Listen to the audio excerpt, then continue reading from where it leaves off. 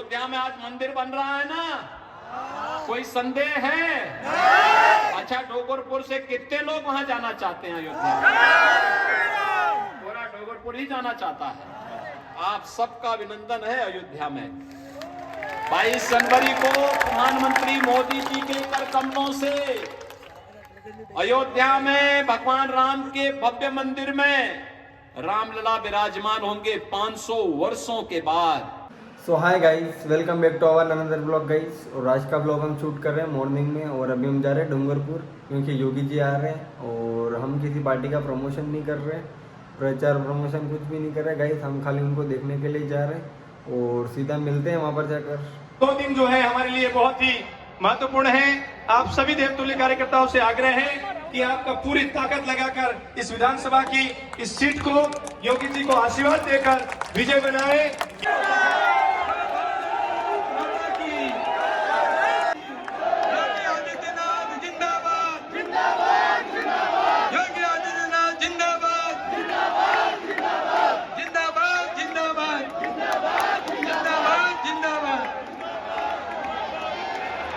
जय जय श्री राम, जय जय श्री राम, जय जय श्री राम।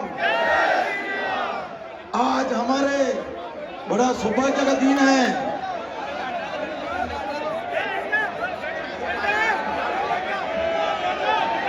हमारे बीच बहुत मुख्यमंत्री योगी आदित्यनाथ जी पधार चुके हैं। आप सभी से मैं हमारे पार्टी के जिलाध्यक्ष आदरणीय प्रभु जी पंड्या से आग्रह करूंगा, आप आए और अतिथि का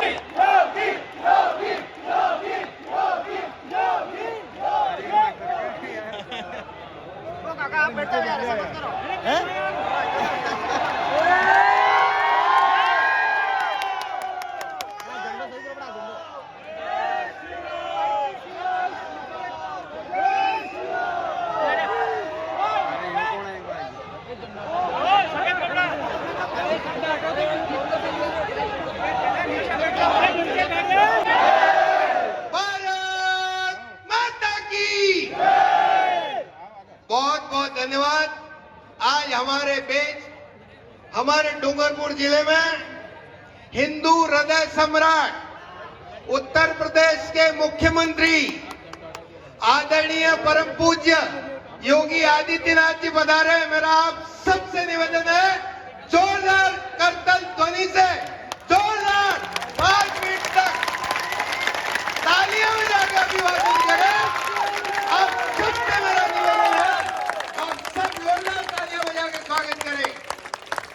आज हमारे बीच में उपस्थित उत्तर प्रदेश के मुख्यमंत्री हिंदू हृदय सम्राट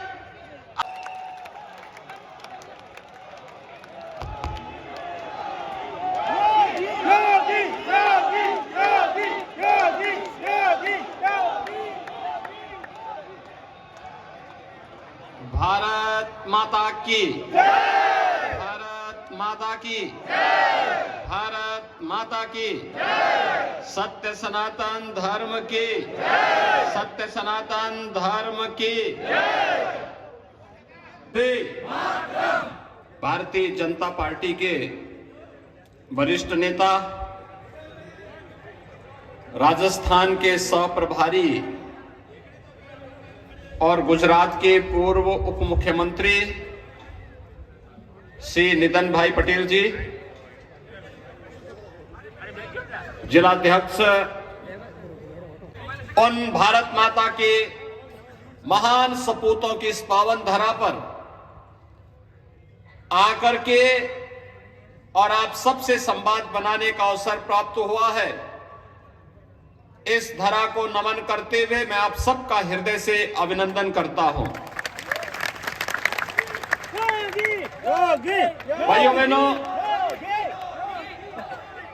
जब हम राजस्थान, क्योंकि राजस्थान भारत का शौर्य का प्रतीक है, राजस्थान भारत के पराक्रम का प्रतीक है।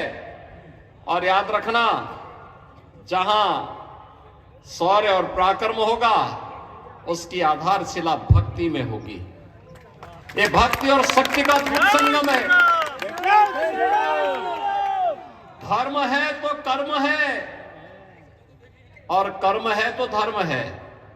दोनों जैसे एक दूसरे के पूरक हैं, ऐसे ही शक्ति और भक्ति दोनों एक दूसरे के पूरक है। और राजस्थान देश और दुनिया में उसका प्रतीक है, उसका सिंबल है। और भाइयों बहनों, इसलिए भक्ति और शक्ति की इस धरा को कोटि कोटि नमन करता हूं। आप सबका मैं हृदय से अभिनंदन करता हूं। भाइयों बहनों, राजस्थान पिछले 5 वर्ष से करा रहा है और यहां पर सबसे ज्यादा पेपर लीक की घटनाएं राजस्थान के अंदर हो रही है। भाइयों बहनों, इसीलिए आज मैं आपके पास आया हूं। जब भारत बदल रहा है, प्रधानमंत्री मोदी जी के नेतृत्व में एक नए भारत का दर्शन 142 करोड़ की भारत की जनता कर रही है और जब पूरी दुनिया के अंदर भारत का सम्मान हो रहा है। आज जब प्रधानमंत्री मोदी जी दुनिया के अंदर किसी भी देश में जाते हैं, पूरा देश पलक पावड़े बिछा करके मोदी जी के स्वागत के लिए खड़ा होता हुआ दिखाई देता है।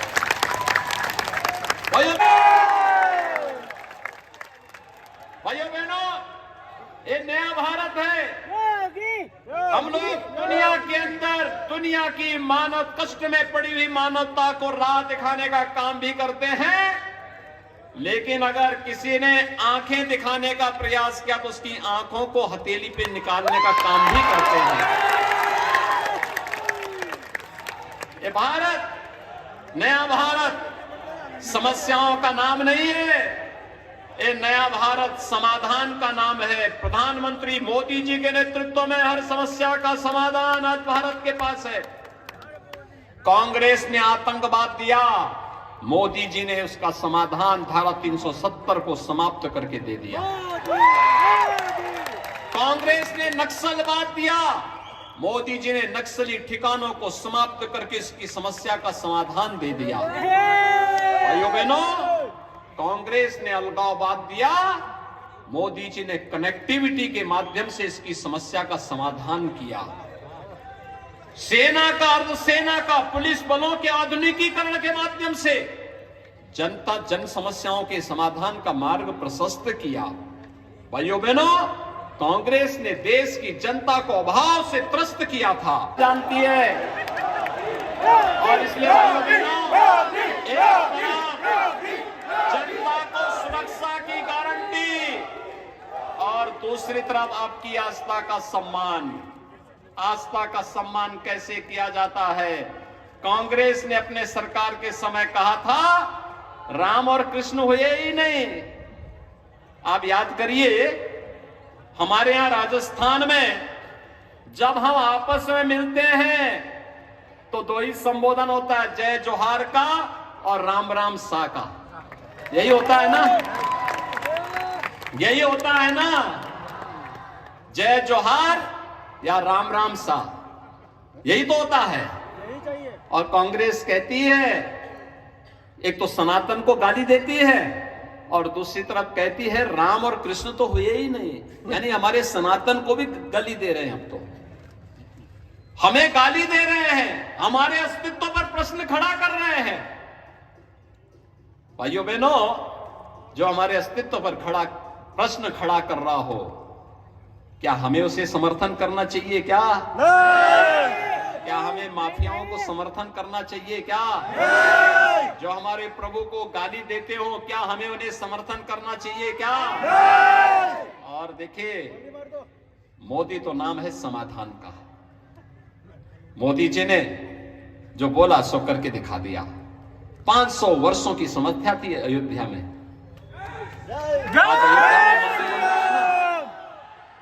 अयोध्या में आज मंदिर बन रहा है ना, कोई संदेह है? अच्छा, डोगरपुर से कितने लोग वहां जाना चाहते हैं? अयोध्या पूरा डोगरपुर ही जाना चाहता है। आप सबका अभिनंदन है अयोध्या में। 22 जनवरी को प्रधानमंत्री मोदी जी के कर कमलों से अयोध्या में भगवान राम के भव्य मंदिर में रामलला विराजमान होंगे 500 वर्षों के बाद। याद करिए, हमारे पूर्वजों का कई पीढ़ियां चली गई राम मंदिर के लिए लड़ते लड़ते, लाखों लोग शहीद हो गए। आज राम मंदिर का निर्माण हो करके अब भगवान राम विराजमान भी होंगे 22 जनवरी को। और भाइयों बहनों, हर हिंदुस्तानी की इच्छा है कि प्रभु राम के मंदिर में मैं भी दर्शन करूं, और क्यों नहीं हो। राम हमारे पूर्वज हैं, हम तो उस विरासत के हैं।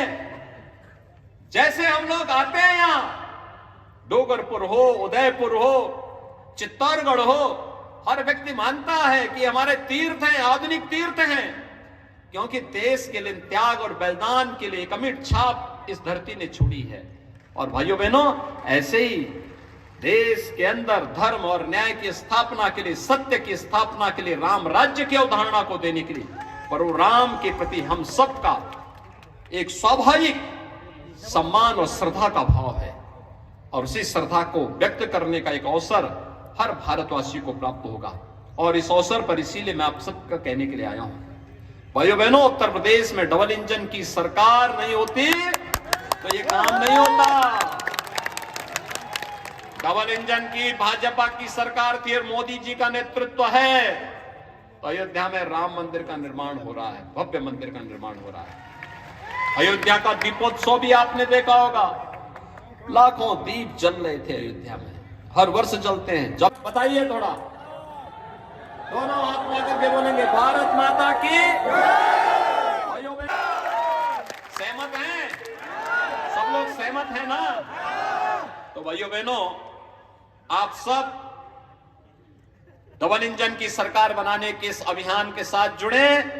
और भाइयों बहनों, वंशीलाल कटारा अपने कर्तव्यों का निर्वहन करने के लिए आगे डटेगा, इस विश्वास के साथ 25 नवंबर को कमल चुनाव चिन्ह पर भारतीय जनता पार्टी के प्रत्याशियों को भारी बहुमत से विजयी बनाने की अपील आप सबसे करते हुए अपनी वाणी को देता हूं विराम। जय जय श्री राम।